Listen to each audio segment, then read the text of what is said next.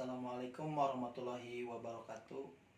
Sampurasun, perkenalkan nama saya Dani Ismail. Saat ini saya sebagai PNS Provinsi Jawa Barat bertugas di Pusat Pengelolaan Pendapatan Daerah Wilayah Kabupaten Bandung Barat.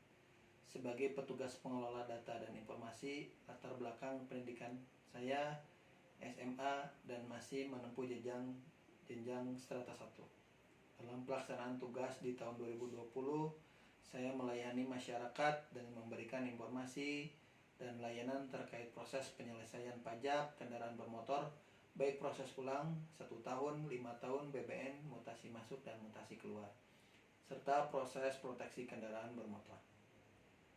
Kurang lebih dari sehari melayani 500 sampai 700 wajib pajak.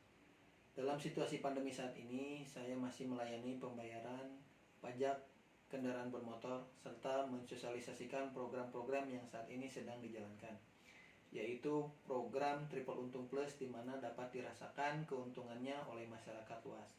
Di antaranya bebas BBN, bebas denda, dan kepemilikan. Semoga masa pandemi ini cepat berakhir sehingga mendapatkan layanan masyarakat yang lebih maksimal lagi. Demikian profil video ini. Wassalamualaikum warahmatullahi wabarakatuh.